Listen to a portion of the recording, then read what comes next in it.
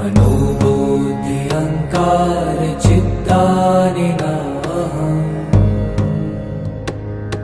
न च श्रोत्रजिह्वे न च घ्राणनेत्रे न च व्योमभूमिर्न तेजो न वायु चिदानन्दरूप शिवोऽहं शिवोऽहम्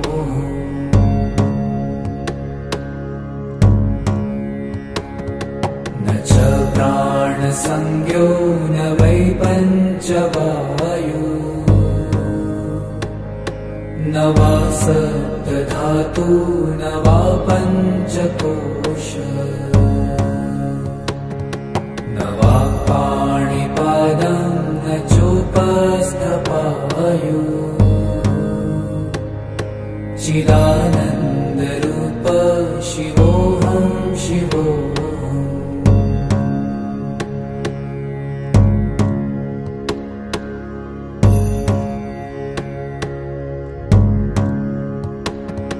न मे द्वेषरागौ न मे लोभमोहौ मदो नैव मे नैव मात्सर्यभावः न धर्मो न चार्थो न कामो न मोक्षः चिदानन्दरूप शिवोऽहं शिवोऽहम्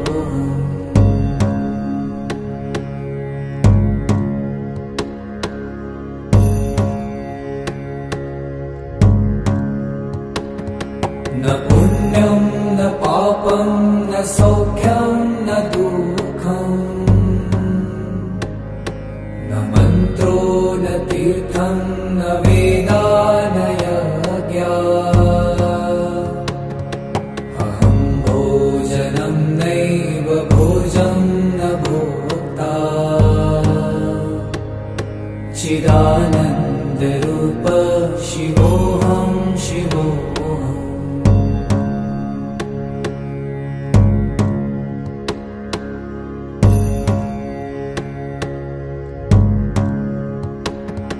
न मृत्युर्न शङ्का न मे जातिभेद पिता नैव मे नैव माता न जन्म न बन्धुर्न मित्रं गुरुर्नैव शिष्यम् चिदानन्दरूप शिवोऽहं शिवोऽहम्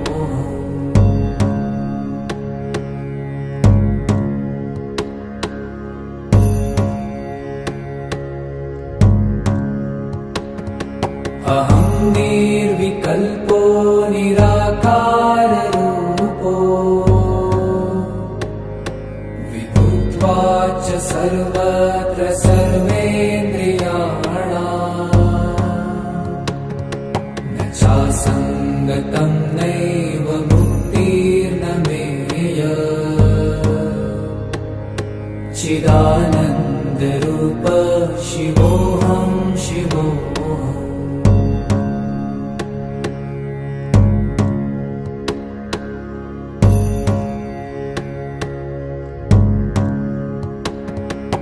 मनोबुद्धि अहंकार चित्तानि नाहम्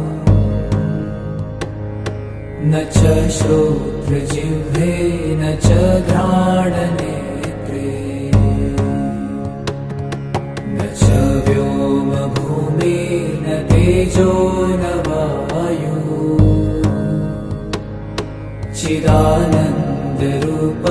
शिवोऽहं शिवोऽहम्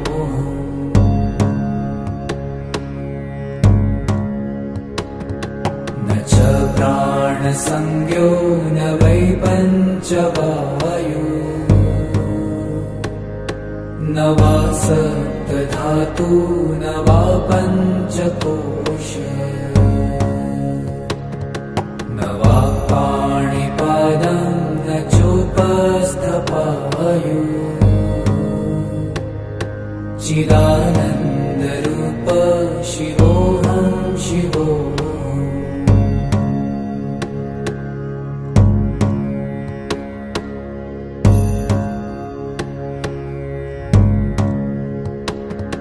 न मे द्वेषरागौ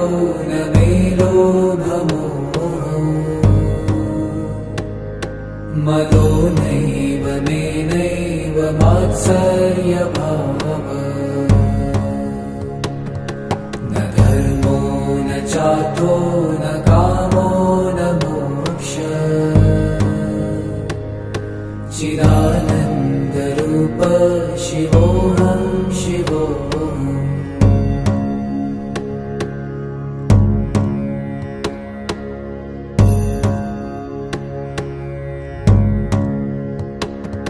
न पुण्यं न पापं न सौख्यं न दुःखम् न मन्त्रो न तीर्थं न वेदा न यज्ञा अहं भोजनं नैव भोजं न भोक्ता चिदानन्दरूप शिवोऽहं शिवोऽहम्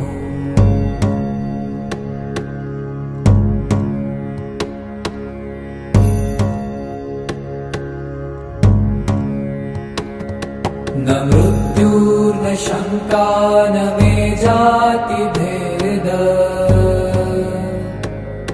पिता नैव मे नैव माता न जन्म न बन्धुर्न मित्रं गुरुर्नैव शिष्यम् चिदानन्दरूप शिवोऽहं शिवोऽहम्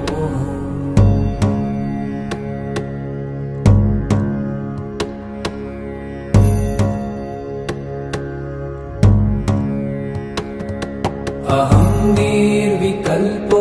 निराकाररूपो विभुत्वाच्च सर्वत्र सर्वेन्द्रियाणाम् न चासङ्गतं नैव मुक्तिर्न मेय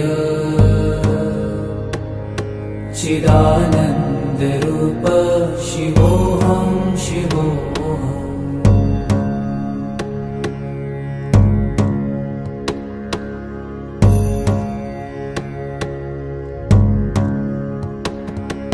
मनोबुद्धि अहङ्कार चित्तानि नाहम्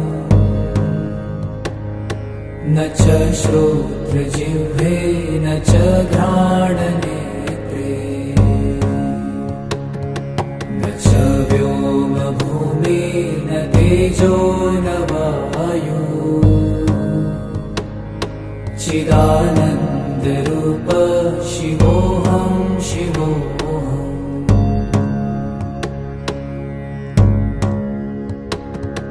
न च प्राणसंज्ञो न वै पञ्चवायु न वा सप्तधातु न वा पञ्चकोश न वा पाणिपादं न चोपस्थपायु चिदानन्दरूप शिवोऽहं शिवोऽहम्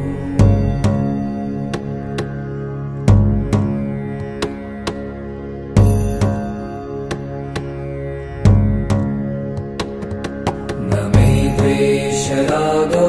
न मे लोभमोहौ मदो नैव मे नैव मात्सर्यभावः न धर्मो न चार्थो न कामो न मोक्षः चिदानन्दरूप शिवोऽहं शिवोऽहम्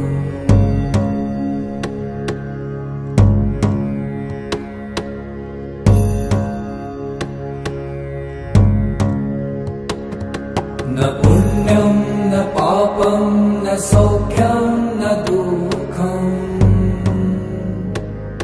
न मन्त्रो न तीर्थं न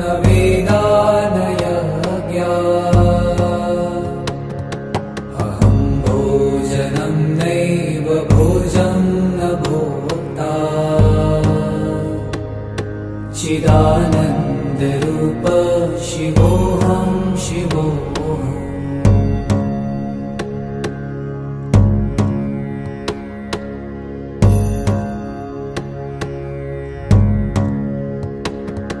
न मृत्युर्न शङ्का न मे जातिभेद पिता नैव मे नैव माता न जन्म न बन्धुर्न मित्रं गुरुर्नैव शिष्यम् चिदानन्दरूप शिवोऽहं शिवोऽहम्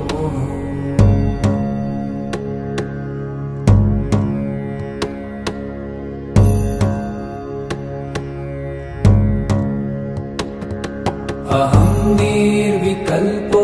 निराकाररूपो विभूत्वाच सर्वत्र सर्वेन्द्रियाणाम् न चासङ्गतं नैव मुक्तिर्न मेय चिदानन्दरूप शिवोऽहं शिवोऽहम्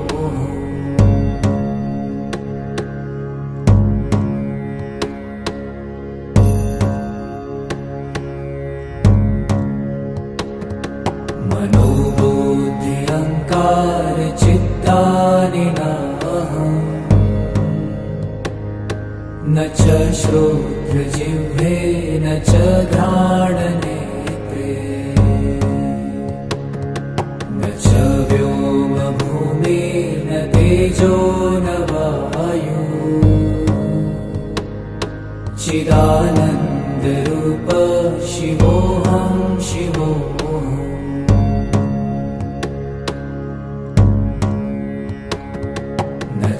प्राणसंज्ञो न वै पञ्चवायु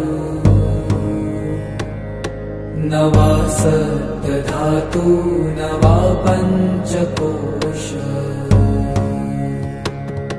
न वा पाणिपादं न चोपस्थपायु चिदानन्दरूप शिवोऽहं शिवोऽहम्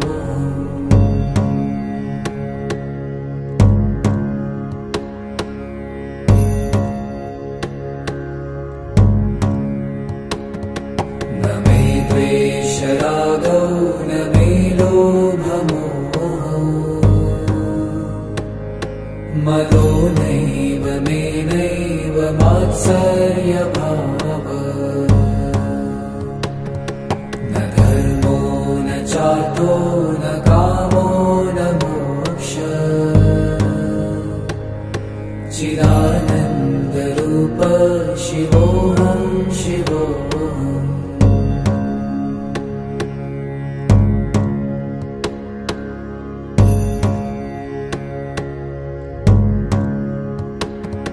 न पुण्यं न पापं न सौख्यं न दुःखम् न मन्त्रो न तीर्थं न वेदा न यज्ञा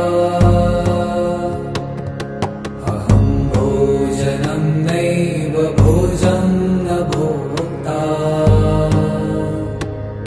चिदानन्दरूप शिवोऽहं शिवोऽहम्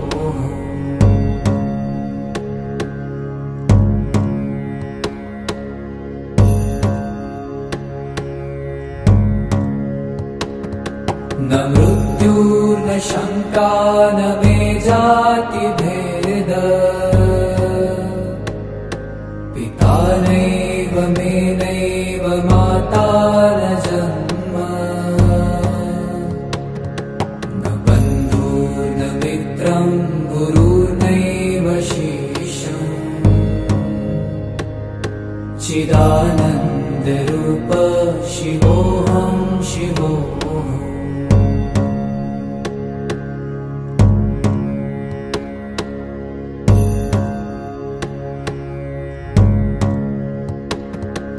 अहं निर्विकल्पो निराकाररूपो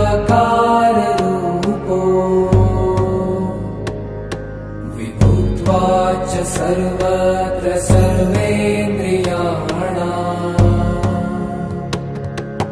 चासङ्गतं नैव मुक्तिर्न मेय चिदानन्दरूप शिवोऽहं शिवोऽहम्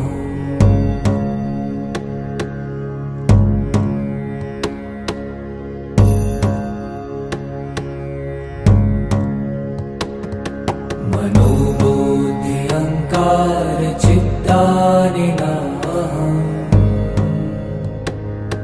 न च श्रोत्रजिह्वे न च घ्राणनेत्रे न च व्योमभूमिर्न तेजो न वायु चिदानन्दरूप शिवोऽहं शिवोऽहम्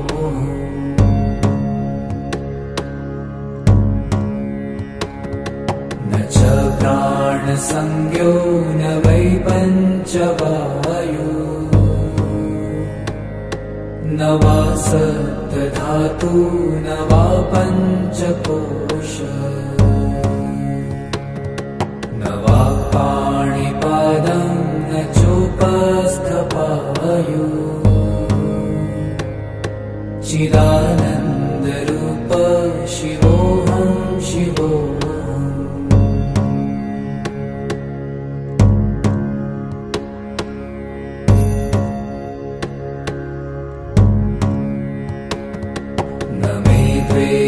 रागौ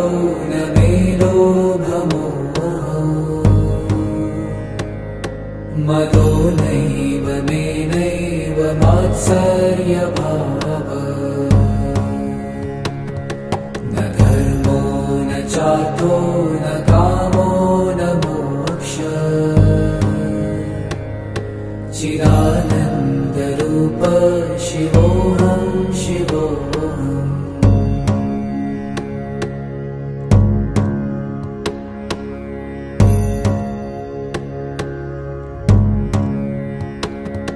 न पुण्यं न पापं न सौख्यं न दुःखं न मन्त्रो न तीर्थं न वेदा न यज्ञा अहं भोजनं नैव भोजं न भोक्ता चिदानन्दरूप शिवोऽहं शिवोऽहम्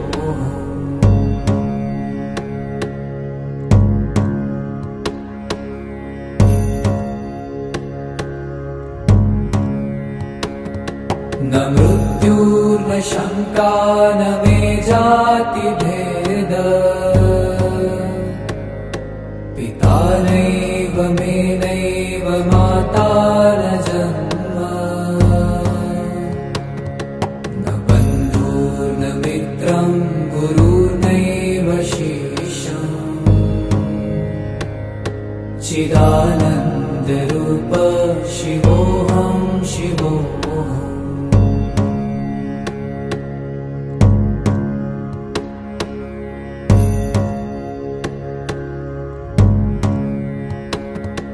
अहं निर्विकल्पो निराकाररूपो विभुत्वाच्च सर्वत्र सर्वेन्द्रियाणाम् न चासङ्गतं नैव मुक्तिर्न मेय चिदानन्दरूप शिवोऽहं शिवोऽहम्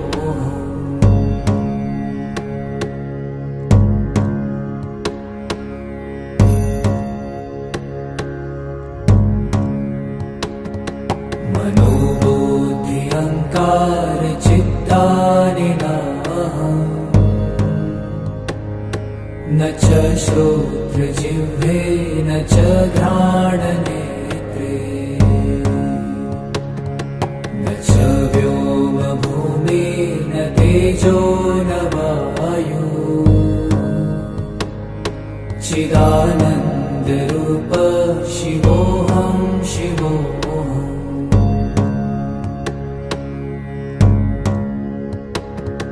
न च प्राणसंज्ञो न वै पञ्चवायु न वा सप्तधातु न वा पञ्चकोश न वा पाणिपादं न चोपस्थपायु चिदानन्दरूप शिवोऽहं शिवोऽहम्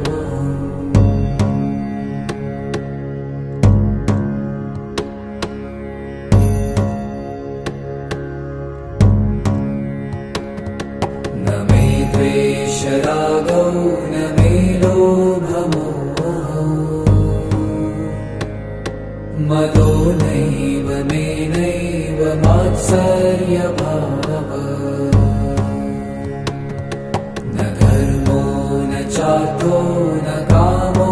न मोक्षः चिदानन्दरूप शिवोऽहं शिवोऽहम्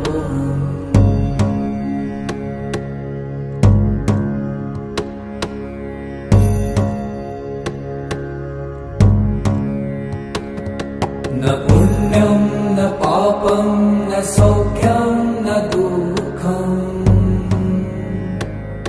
न मन्त्रो न तीर्थं न वेदा न यज्ञा अहं भोजनं नैव भोजं न भोक्ता चिदानन्दरूप शिवोऽहं शिवोऽहम्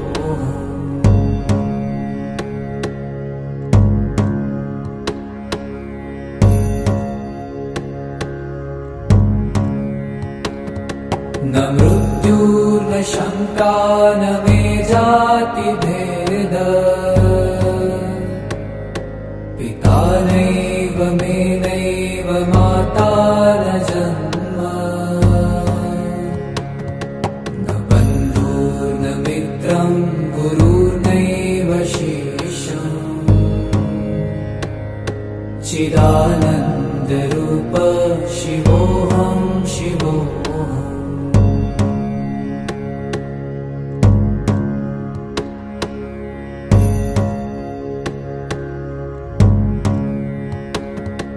अहं निर्विकल्पो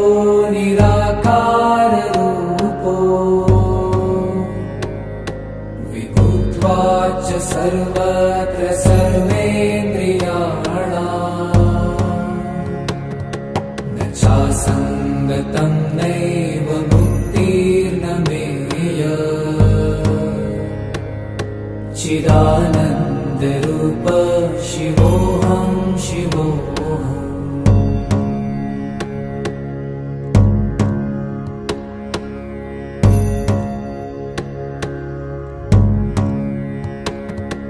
मनोबुद्धि अहङ्कार चित्तानि नाहम्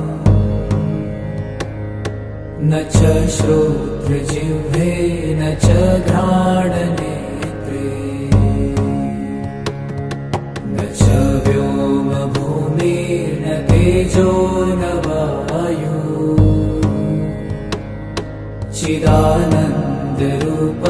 शिवोऽहं शिवोऽहम्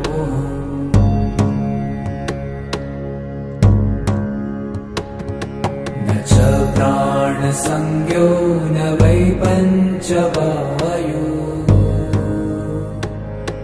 न वा सप्तधातु न वा पञ्चकोश न वा पाणिपादं न चोपस्थपायु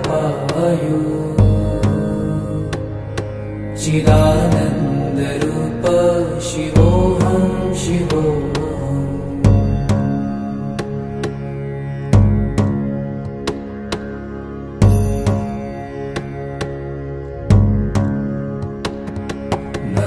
द्वेषरागौ न मे लोभमोहौ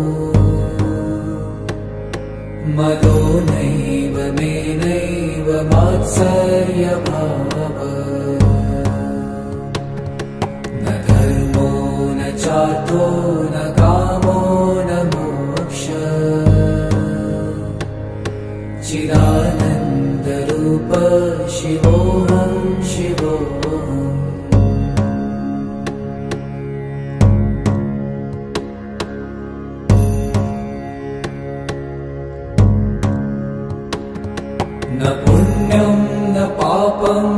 सौख्यं न दुःखम् न मन्त्रो न तीर्थं न वेदा न यज्ञा अहं भोजनं नैव भोजं न भोक्ता चिदानन्दरूप शिवोऽहं शिवोऽहम्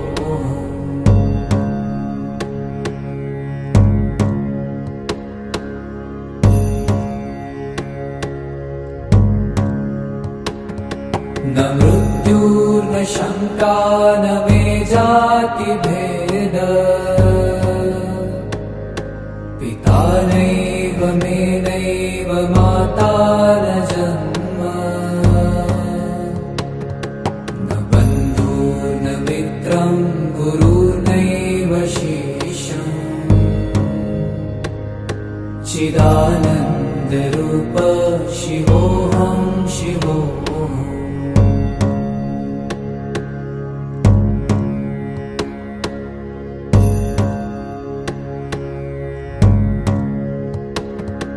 अहं निर्विकल्पो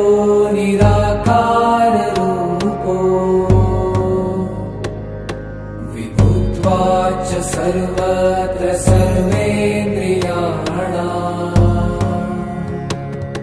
न चासङ्गतं नैव मुक्तिर्न मेय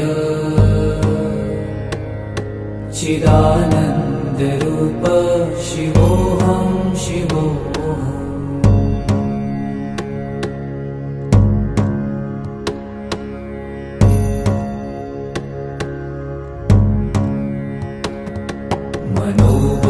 मनोबुद्ध्यहङ्कार चित्तानि नाहम्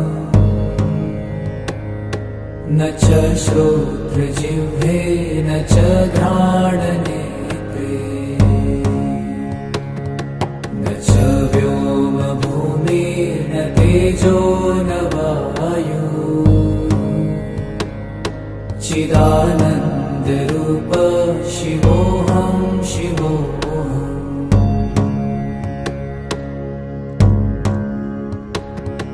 न च प्राणसंज्ञो न वै पञ्चवायु न वा सप्तधातु न वा पञ्चकोश न वा पाणिपादं न चोपस्थपायु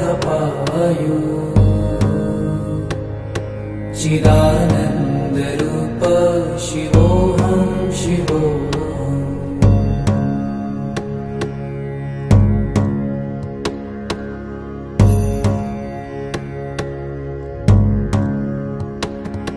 न मे द्वेषरागौ न मे लोभमोहौ मदो नैव मे नैव मात्सर्यभावः न धर्मो न चार्थो न कामो न मोक्षः चिदानन्दरूप शिवोऽहं शिवोऽहम्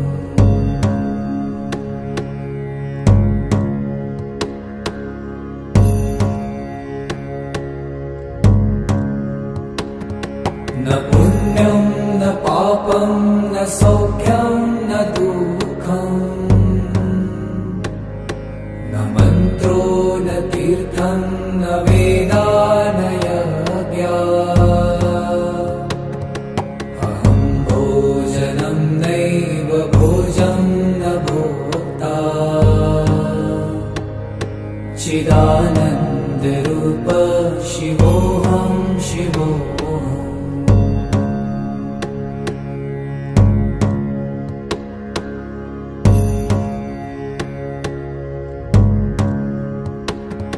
न मृत्युर्न शङ्का न मे जातिभेद पिता नैव मे नैव माता न जन्म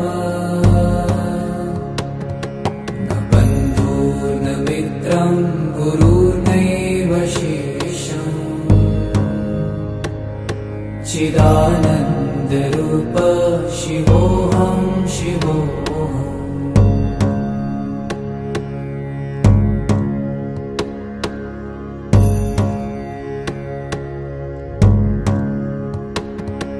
अहं निर्विकल्पो निराकाररूपो विभूत्वा च सर्वत्र सर्वेन्द्रियाणाम् न चासङ्गतं नैव मुक्तिर्न मेय चिदानन्दरूप शिवोऽहं शिवोऽहम्।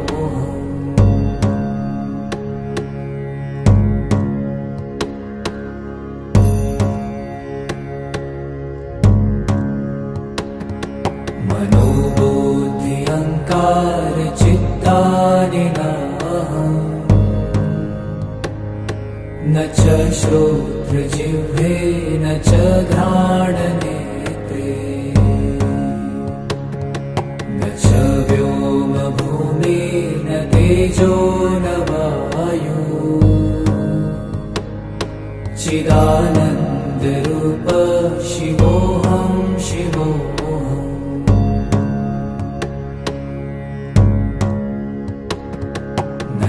प्राणसंज्ञो न वै पञ्चवायु न वा सप्तधातु न वा पञ्चकोश न वा पाणिपादं न चोपस्थपायु चिदानन्दरूप शिवोऽहं शिवोऽहम्।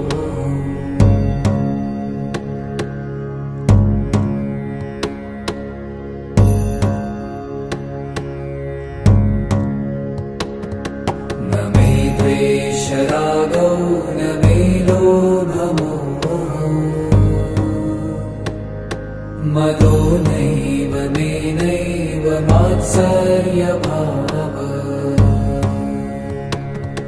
न धर्मो न चार्थो न कामो न मोक्ष चिदानन्दरूप शिवोऽहं शिवोऽहम्।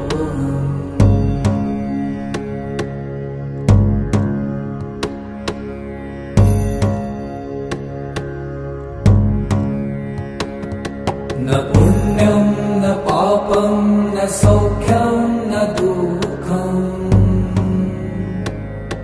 न मन्त्रो न तीर्थं न वेदा न यज्ञा अहं भोजनं नैव भोजं न भोक्ता चिदानन्दरूप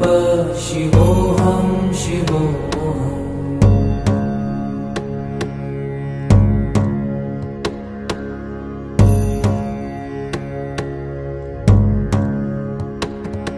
न मृत्युर्न शङ्का न मे जातिभेद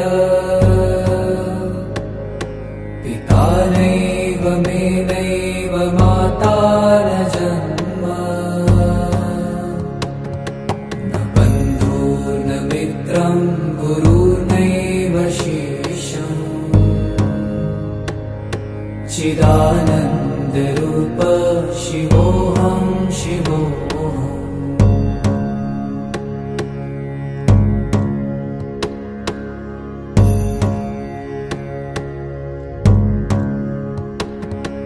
अहं निर्विकल्पो निराकाररूपो विभूत्वा च सर्वत्र सर्वेन्द्रियाणाम् न चासङ्गतं नैव मुक्तिर्न मेय चिदानन्दरूप शिवोऽहं शिवोऽहम्।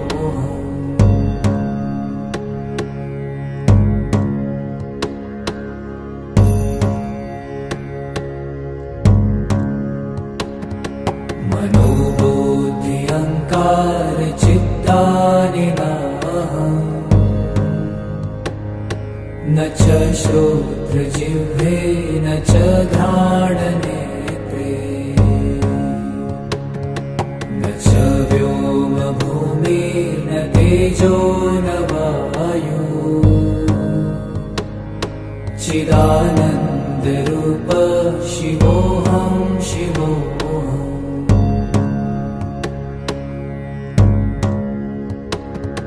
न च प्राणसंज्ञो न वै पञ्चवायु न वा सप्तधातु न वा पञ्चकोश न वा पाणिपादं न चोपस्थपायु चिदानन्दरूप शिवोऽहं शिवोऽहम्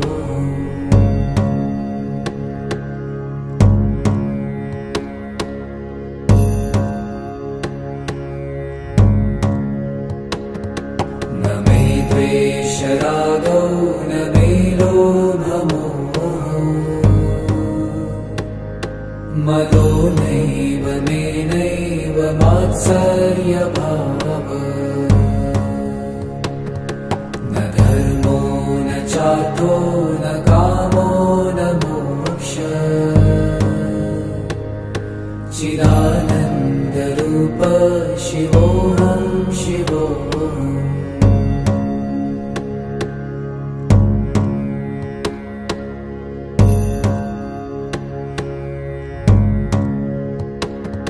न पुण्यं न पापं न सौख्यं न दुःखम् न मन्त्रो न तीर्थं न वेदा न यज्ञा अहं भोजनं नैव भोजं न भोक्ता चिदानन्दरूप शिवोऽहं शिवोऽहम्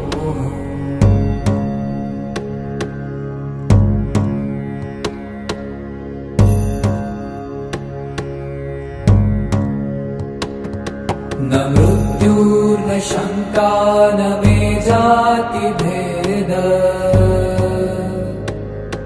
पिता नैव मे नैव माता न जन्म न बन्धुर्न मित्रं गुरुर्नैव शिष्यम् चिदानन्दरूप शिवोऽहं शिवोऽहम्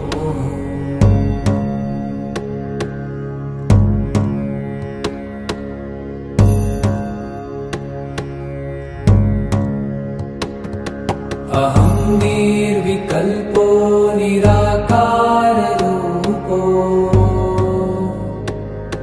विभूत्वाच सर्वत्र सर्वेन्द्रियाणाम्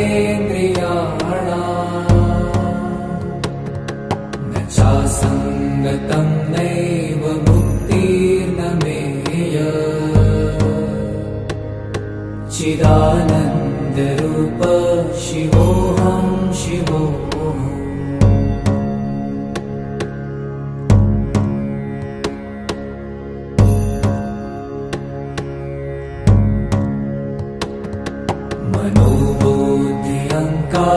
मनोबुद्ध्यङ्कारचित्तानि नाहम् न च श्रोत्रजिह्वे न च घ्राणनेत्रे न च व्योमभूमिर्न तेजो न वायु चिदानन्दरूप शिवोऽहं शिवोऽहम्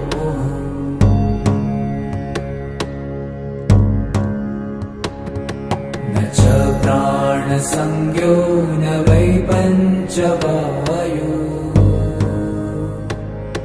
न वा सप्तधातु न वा पञ्चकोश न वा पाणिपादं न चोपस्थपायु चिदानन्दरूप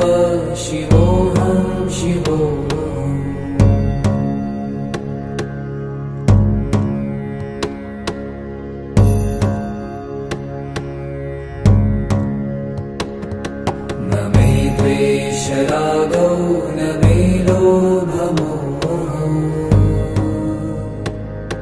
मदो नैव मेनैव मात्सर्यभावः न धर्मो न चार्थो न कामो न मोक्षः चिदानन्दरूप शिवोऽहं शिवोऽहम्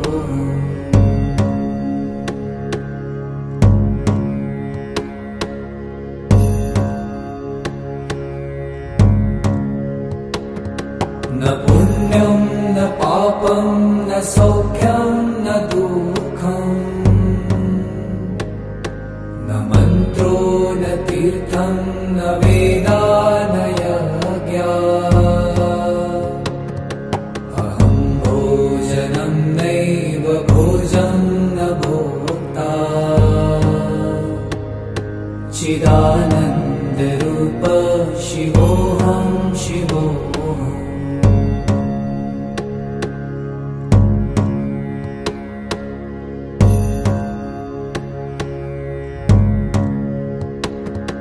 न मृत्युर्न शङ्का न मे जातिभेद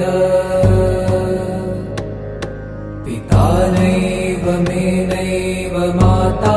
न जन्म न बन्धुर्न मित्रं गुरुर्नैव शिष्यम् चिदानन्दरूप शिवोऽहं शिवोऽहम्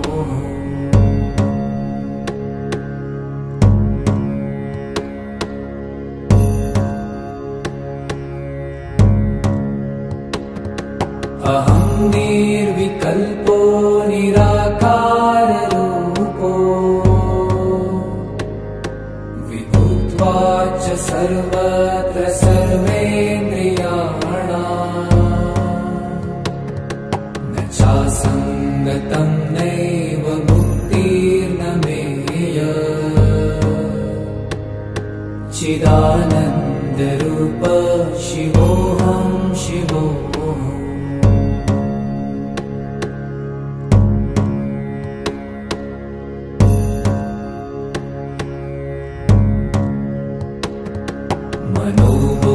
मनोबुद्ध्यहङ्कार चित्तानि नाहम्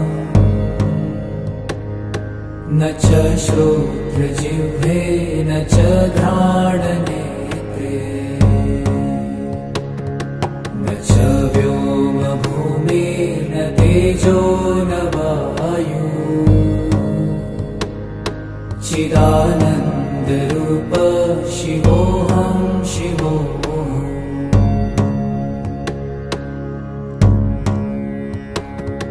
न च प्राणसंज्ञो न वै पञ्चवायु न वा सप्तधातु न वा पञ्चकोश न वा पाणिपादं न चोपस्थपायु चिदानन्दरूप शिवोऽहं शिवोऽहम्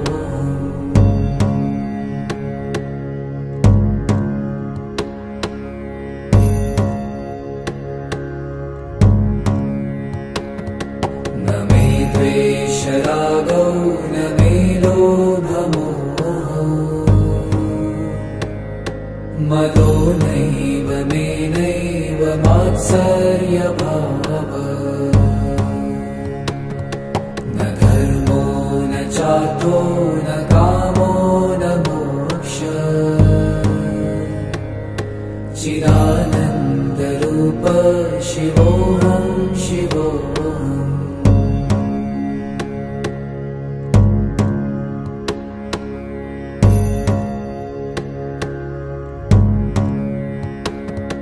न पुण्यं न पापं न सौख्यं न दुःखम् न मन्त्रो न तीर्थं न वेदा न यज्ञा अहं भोजनं नैव भोजं न भोक्ता चिदानन्दरूप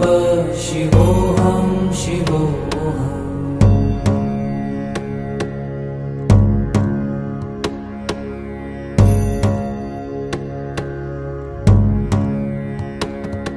न मृत्युर्न शङ्का न मे जातिभेद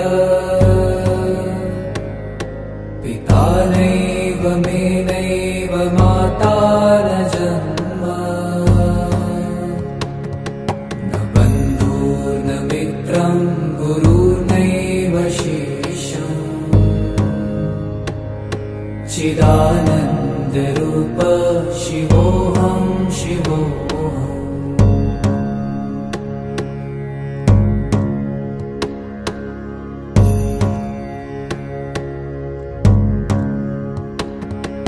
अहं निर्विकल्पो निराकाररूपो विभूत्वाच सर्वत्र सर्वेन्द्रियाणाम् न चासङ्गतं नैव मुक्तिर्न मेय चिदानन्दरूप शिवोऽहं शिवोऽहम्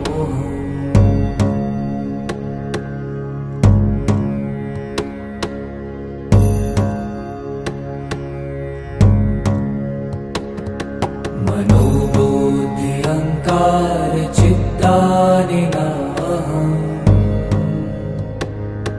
न च श्रोत्रजिह्वे न च घ्राणनेत्रे न च व्योमभूमिर्न तेजो न वायु चिदानन्दरूप शिवोऽहं शिवोऽहम्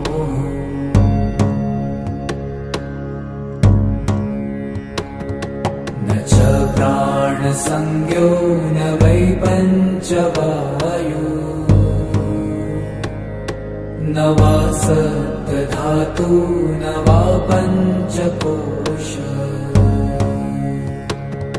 न वा पाणिपादं न चोपस्थपायु चिदानन्दरूप शिवोऽहं शिवोऽहम्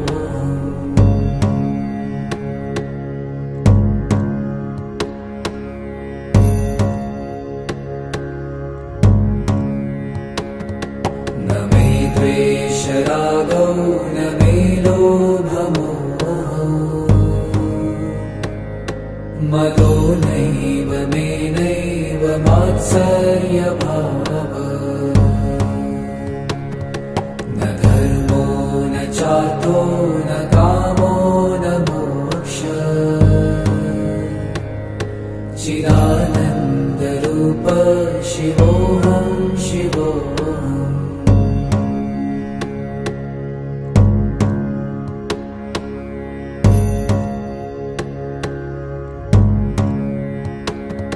न पुण्यं न पापं न सौख्यं न दुःखम्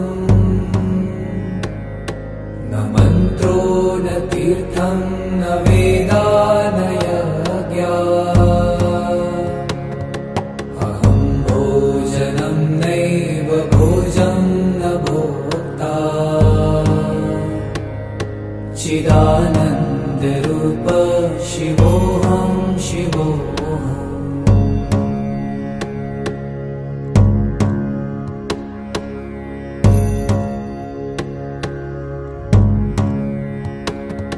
न मृत्युर्न शङ्का न मे जातिभेद पिता नैव मे नैव माता न जन्म न बन्धुर्न मित्रं गुरुर्नैव शिष्यम् चिदानन्दरूप शिवोऽहं शिवोऽहम्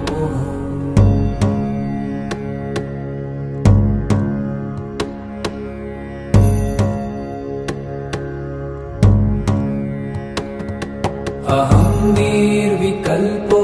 निराकाररूपो विभूत्वाच सर्वत्र सर्वेन्द्रियाणाम् न चासङ्गतं नैव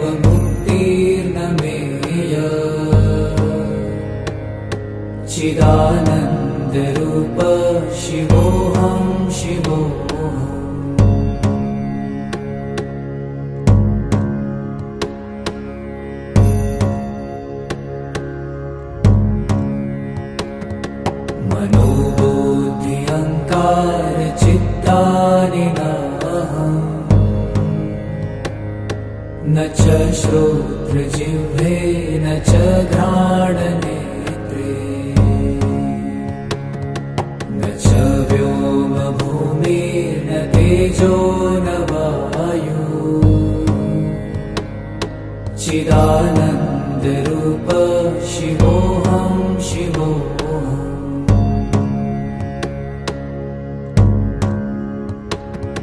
न च प्राणसंज्ञो न वै पञ्चवायु न वा सप्तधातु न वा पञ्चकोश न वा पाणिपादं न चोपस्थपायु चिदानन्दरूप शिवोऽहं शिवोऽहम्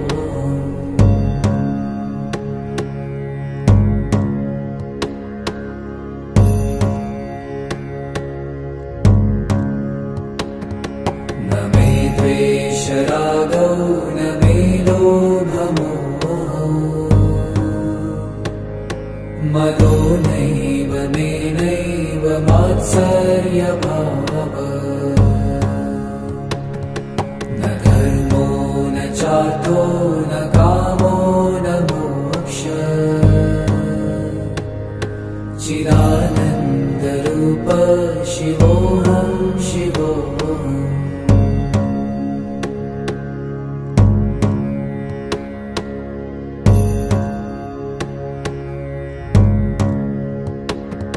न पुण्यं न पापं न सौख्यं न दुःखम् न मन्त्रो न तीर्थं न वेदा न यज्ञा अहं भोजनं नैव भोजं न भोक्ता चिदानन्दरूप शिवोऽहं शिवोऽहम्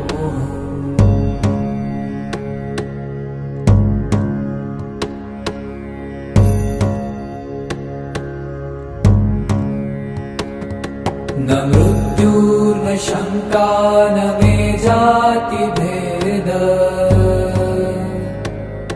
पिता नैव मे नैव माता न जन्म न बन्धुर्न मित्रं गुरुर्नैव शिष्यम् चिदानन्दरूप शिवोऽहं शिवोऽहम्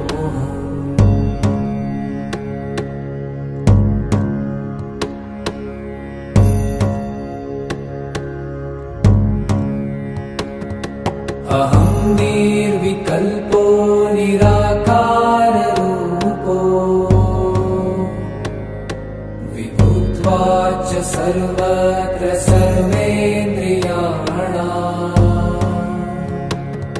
न चासङ्गतं नैव मुक्तिर्न मेय चिदानन्दरूप शिवोऽहं शिवोऽहम्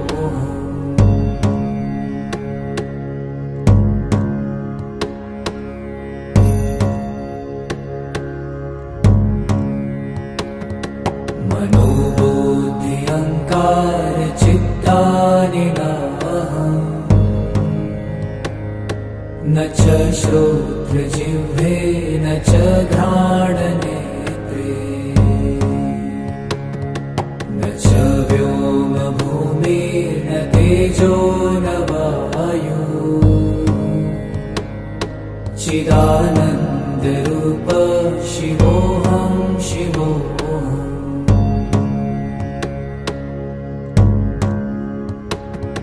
न च प्राणसंज्ञो न वै पञ्चवायु न वा सप्तधातु न वा पञ्चकोश न वा पाणिपादं न चोपस्थपायु चिदानन्दरूप शिवोऽहं शिवोऽहम्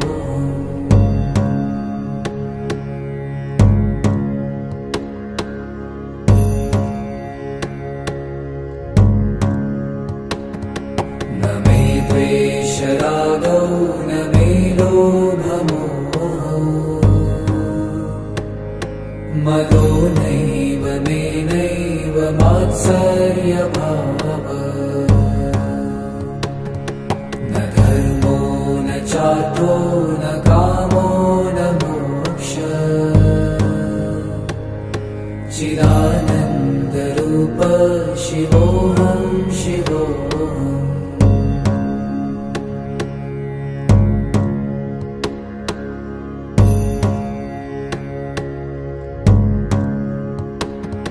न पुण्यं न पापं न सौख्यं न दुःखम्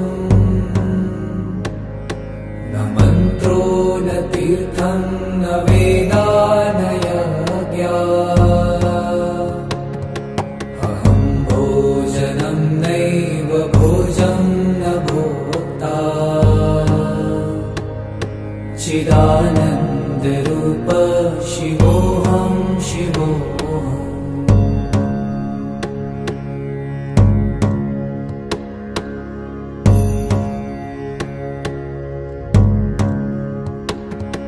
न मृत्युर्न शङ्का न मे जातिभेद पिता नैव मे नैव माता न जन्म न बन्धुर्न मित्रं गुरुर्नैव शिष्यम् चिदानन्दरूप शिवोऽहं शिवोऽहम्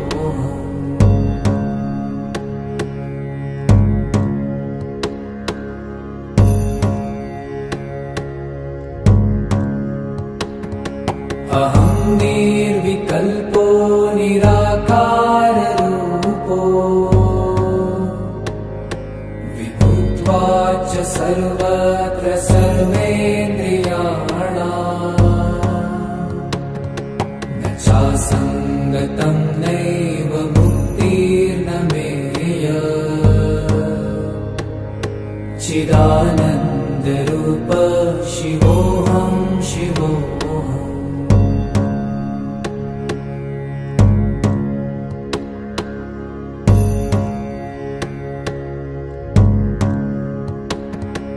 मनोबुद्धि अहङ्कार चित्तानि नाहम् न च श्रोत्रजिह्वे न च घ्राणनेत्रे न च व्योमभूमि न तेजो न वायु चिदानन्दरूप शिवोऽहं शिवोऽहम्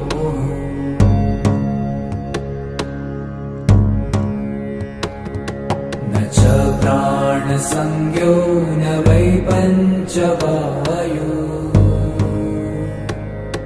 न वा सप्तधातु न वा पञ्चकोश न वा पाणिपादं न चोपस्थपायु चिदानन्दरूप शिवोऽहं शिवोऽहम्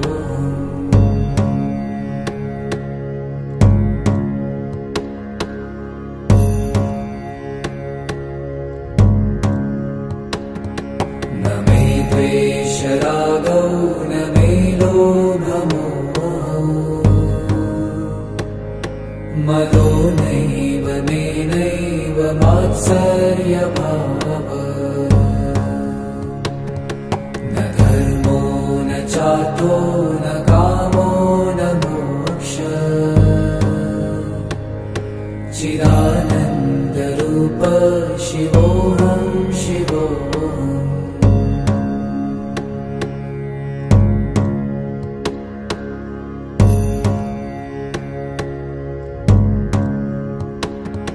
न पुण्यं न पापं न सौख्यं न दुःखम्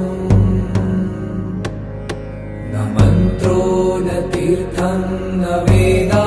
न यज्ञः अहं भोजनं नैव भोजं न भोक्ता चिदा चिदानन्दरूप शिवोऽहं शिवोऽहम्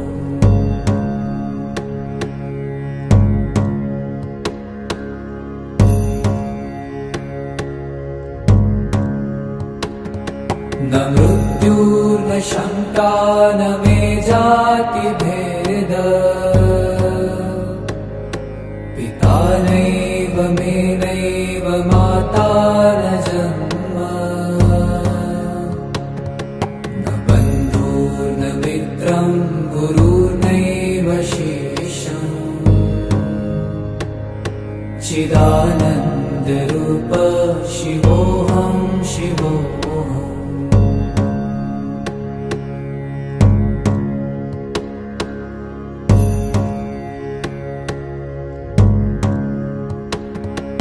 अहं निर्विकल्पो निराकाररूपो विभूत्वा च सर्वत्र सर्वेन्द्रियाणाम् न चासङ्गतं